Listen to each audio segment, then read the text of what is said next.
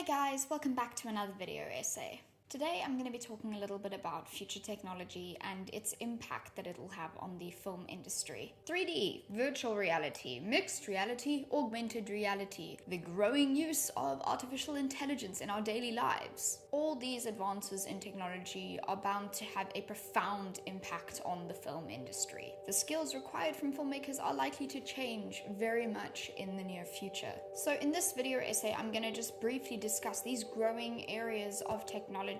And I'm going to make some educated guesses as to where these advances in technology are going to lead the film industry in coming years.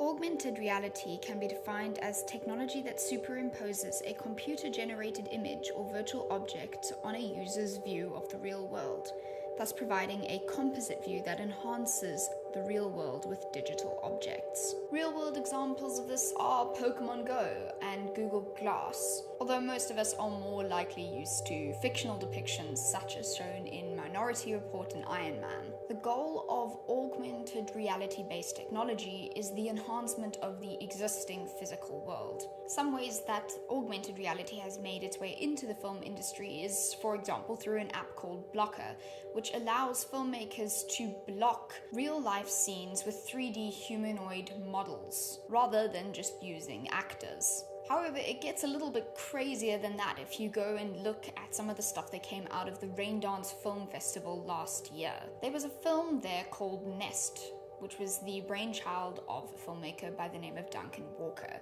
Duncan created CGI sci-fi characters and used Apple's ARKit application to film them in real locations in real time on his cell phone. He also used his phone to direct these CGI characters. He has suggested that in the near future there will be an application that will allow its users to watch the film take place around them on their cell phones in the real world. Duncan has also suggested that as AI continues to progress and become more advanced, this technology can be applied to those CGI characters, thereby making them more lifelike and responsive. This could see technology like motion capture becoming completely obsolete. And improvements in AR-based filmmaking applications will allow basically anybody with a cell phone to be able to make these kinds of films themselves.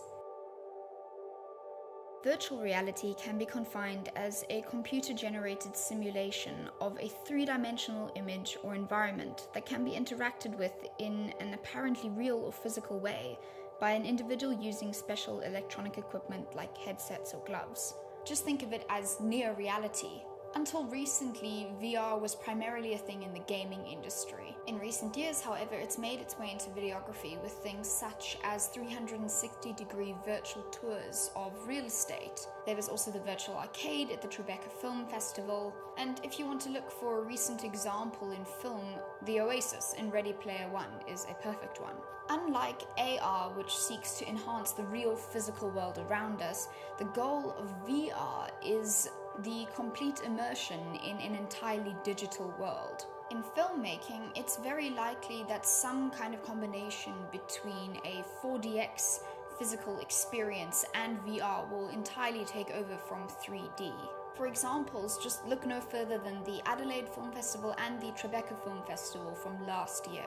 Both of these film festivals featured short films and VR experiences that the audience could partake in through VR headsets. Most notably, Catherine Bigelow, a renowned director and one of my personal favorite directors, had an incredibly powerful 8-minute documentary on the game rangers in the Congo who fight daily to protect the elephant population there from poachers who seek to harm them.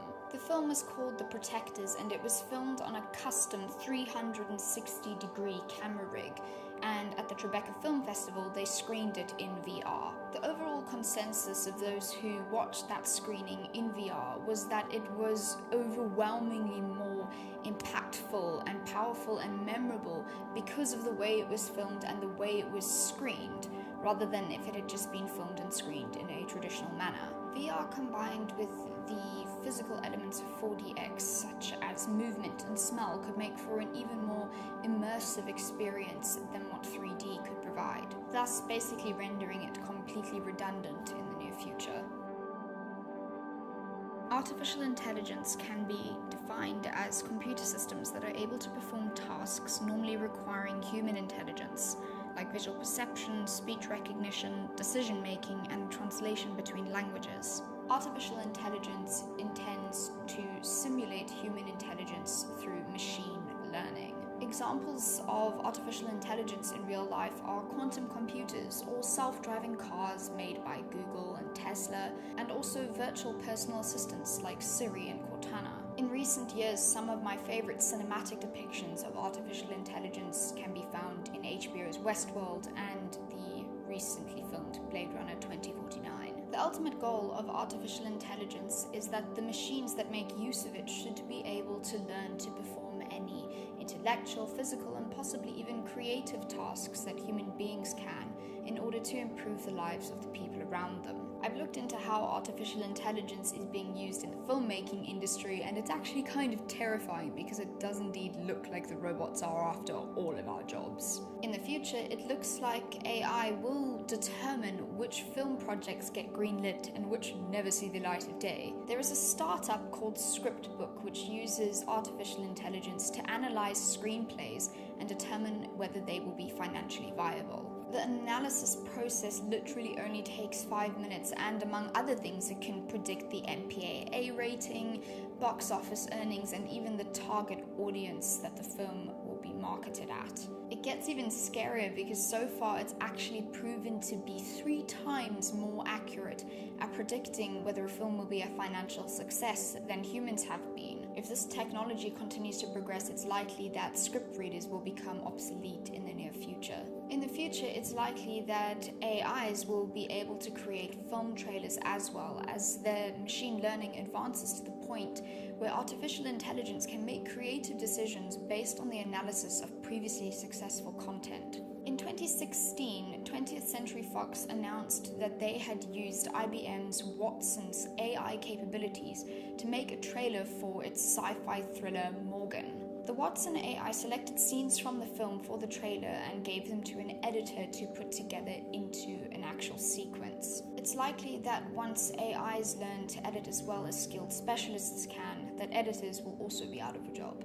Artificial intelligence is also making other creative decisions in other areas of filmmaking. In 2016, 2 Google employees entered a 48-hour film festival with a third teammate, an AI program called Benjamin. Benjamin AI wrote an original screenplay for the short film for the competition, and the team ended up placing in the top 10. In 2018, they entered the same film festival with Benjamin again. This time they didn't place. However, Benjamin was able to create an entire movie by itself just using hours of old film footage that they uploaded to the program. In conclusion, I think there's really no point in fearing changes like this. I think we're going to have to be forced to embrace it. As filmmakers and film enthusiasts, it's really important that we stay up to date with these technological advancements in the industry. However, at the same time, it's also really important that we experiment with new film technologies and production methods, such as using 360 video for VR productions. It'll also be important to learn how to work with CGI and applications like Blocker to stay ahead of the curve. I guess at the end of the day, it just points to the benefits of being multi-skilled in your industry. Maybe it just means you'll be less likely to become redundant one day when the robots take over. Anyway, that's it for this video essay, guys. I'll be back with another one in a couple of weeks. Until next time, cheers!